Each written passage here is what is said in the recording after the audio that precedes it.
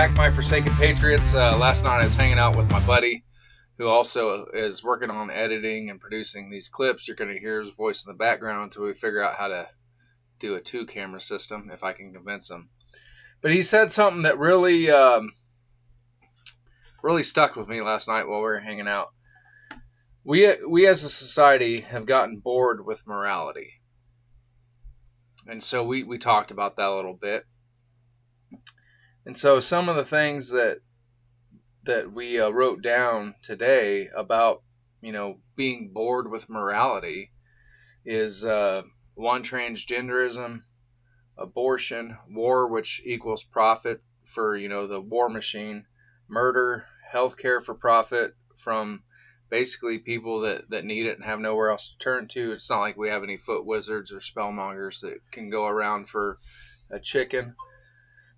Dating apps, like the websites that we have now, it's for meaningless hookups. And then let's just take something as simple as lying. Like most of the commercials that we see are lies. Take Burger King or any other commercial. What they post on the TV looks absolutely nothing like what you actually get when it's inside your bag. So for a second, I firmly believe that the Bible is true. And so if you turn to Colossians 3, 5 through 7, it says, "Put to death, therefore, whatever belongs to your earthly nature, sexual immorality, impurity, lust, evil desires, and greed, which is idolatry. Because of these, the wrath of God is coming. You used to walk in these ways," basically when we were sinners, "in the life that you once lived. But now you must also rid yourself of all such things as these: anger, rage, malice, slander, and filthy language from your lips." So we all know what the 7 deadly sins are. So can you kind of walk me through your thoughts on how we as a society in America, and probably arguably even worldwide, how these 7 deadly sins might play into we're bored with morality. We're bored with being upstanding and upright citizens. Is that Marcus? Yeah, it's Marcus. Marcus's vacuum is vacuuming, but we'll allow it. Well, actually, first off, let me give you a softball. What are the 7 deadly sins? It's anger, envy, gluttony, greed, pride, and sloth. Right. So what examples do you think that you can come up with on the spot of how society is bored with being moral, with having values? So how do you think this plays in? Well, so with like the social media and stuff like that, anger, I think we get angry pretty easily, and we don't have mercy, and we don't have grace, and people like to get angry over anything that offends you. Right. So is all anger bad? No, I think the Bible makes it clear that in your anger do not sin. So you can get angry, just don't sin in your anger. Because anger is an emotion, right? Yeah, and even God got angry a couple of times, and Jesus got angry, but in their anger they did not sin. So I think there's a possibility for to be angry and to be righteous. And there's a possibility for us to get angry and do the wrong thing in our anger. So like exactly. if my wife hurts my pride and I get mad and then I start cussing her out or screaming at her, that's not a good... That's not good. But if I get mad and can control that, and because anger can be powerful. Yeah. And so if you see an injustice happening and you get angry and you stop the injustice, I feel like that is an anger without sin. So like a dude steals a purse from an old lady at Walmart, and you run after them, tackle them, give the purse back, and let the police do what they're going to do type stuff. Yeah. Okay. So I think with anger, out of the 7 deadly sins, that one's softer. Right. Softer one, yeah. Well, like I remember being in adult Sunday school, and I've never envied. I never thought I envied anyone till I grew a beard. And then that you got those guys that can grow like right up to here. Yeah. And like for the longest time, I thought I had like lip cancer from years of chewing. Mm-hmm. And I didn't realize until sitting in that adult Sunday school that I envied the guys that can grow it like right up to here.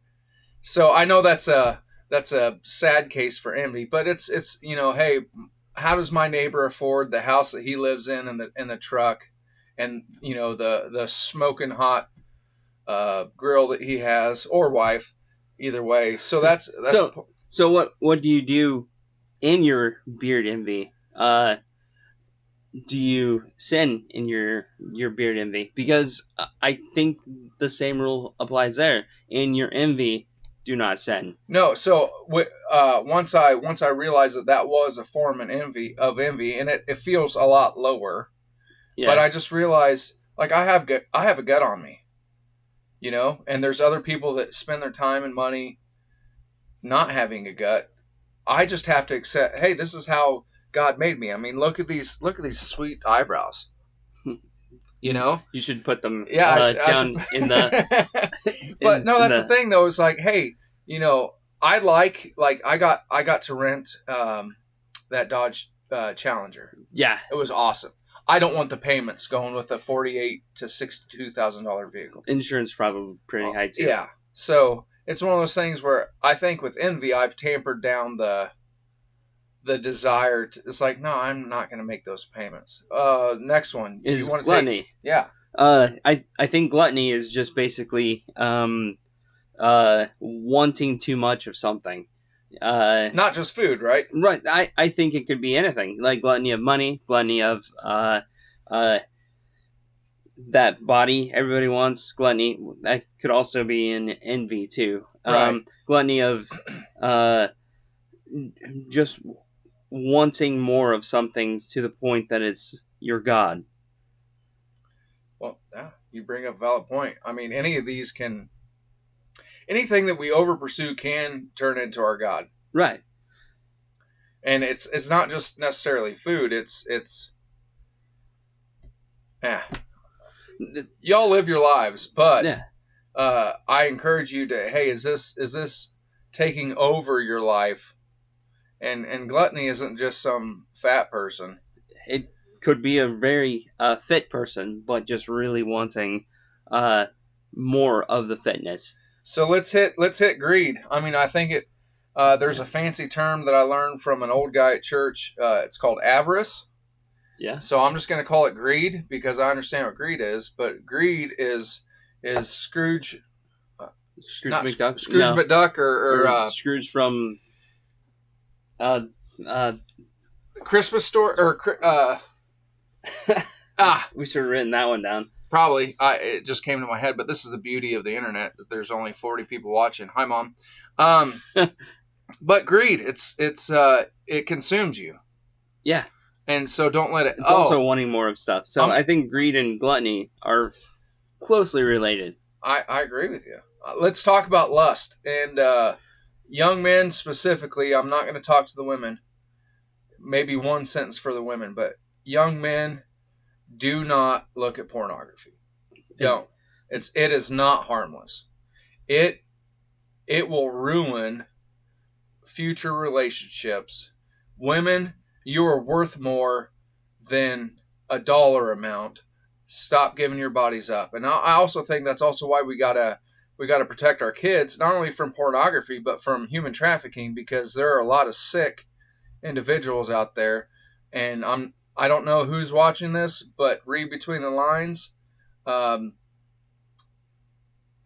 You're not, if you're watching video or looking at pictures, you have no clue whether that person is doing it voluntarily or because they fell victim to basically pimp tactics. How's that? Yeah, and also chemically speaking,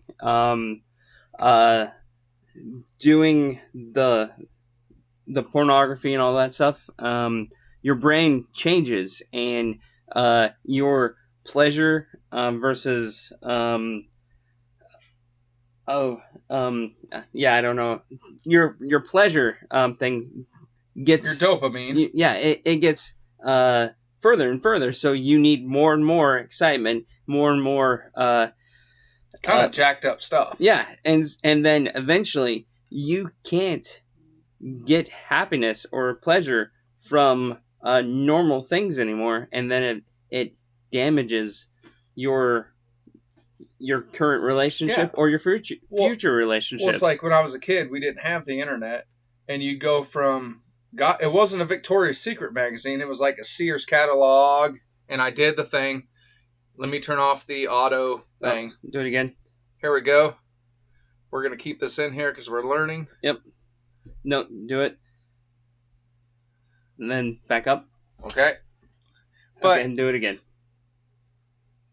Okay. That keeps it from getting all wonky. But we had the Sears catalog, and you got to go to the lingerie section, and that was something that you've never seen before. So all of a sudden we're doing stuff with for those out here that know this, stop, but like, hey step bro, I'm stuck type stuff. And I'm not speaking as an innocent party, but that type of deprivation only gets worse. Let's save pride for the last before we wrap up this video. You want to take sloth? Because I'm guilty of sloth. Well, I think we're all guilty of all 7 of the deadly sins, but sure, that is fair. But sloth is basically inability to act. So you see an injustice and you don't do anything about it. That's sloth. You don't. You have to wake up in the morning and go to work, and you decide, no, I'm going to call it a day. That's sloth. Right. And your inaction hurts people, and that's sloth. Your inability to act damages other people's ability to do things. That's selfishness. So it links all back into pride. Right. Me before you. Yeah. Well, and so sloth, I'm a type of person that wants to take credit for the hours that I actually go to work, to where I don't have to do anything. Now there are rare occasions. Typically my limit is an hour. What time are we at? 13. Okay, so this one's a little bit longer video. It's probably going to go unedited, but that's okay. For all 40 of you, you can skip ahead. But I think pride centers into every sin. Yeah. Because it like you said, it's me above you or me above whatever situation. So and Brent McCroy said that pride was the root of all of the sins, the 7 deadly sins. And I think you could probably make the 7 deadly sins into one deadly sin, and that's pride. Because pride is me before you. Yep. Like you were saying. So if I'm angry at someone and I sin, that's because I think of myself more highly. If I'm gluttonous, it's because I want more for me. Yeah, I want greed, want more for me. Lust, I deserve to have that. Yeah. And that might forsake my marital vows. Yeah, and that's and then sloth, it's like, hey, I've already done my due diligence, and now I can rest. So here's your homework for all 40 of you that have viewed videos. Think about how, because we are all part of the society. I cannot raise my hand. I'm trying to be, I'll try to stay here. I don't know what to do with my hands. We as a society have become bored with morality. So I encourage you, and I'm preaching to the choir. I should be looking in the mirror saying this. We need to look at how we have gotten bored in our own lives with our own morality, and then start taking necessary steps to fix it. So one of the necessary steps might be reminding yourself when you're doing this stuff. Like when you're in traffic and you're driving along and someone's doing something stupid, maybe put on your visor or your steering wheel. Hey, Don't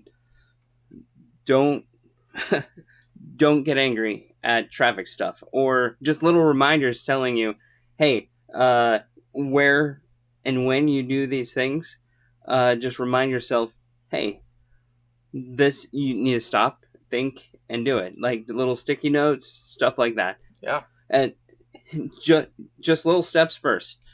Yeah. Set a reminder on your phone. Yeah. Hey, what'd you do in the past hour that led to this basically degradation of morality? Like you were saying, you don't know what that person that cut you off in traffic or is driving slowly or whatever. It could be a medical issue. It could be they're late. It could be hell. It could be that they don't care, but you don't know until you talk with them. Right. So just put a reminder, hey, handle this with grace. Ooh, I should write that down. Handle with grace. All right, so you Forsaken Patriots, as you go out through this next week, make sure you handle with grace. Not saying don't be frosty, but handle what life gives you with grace. Till next time.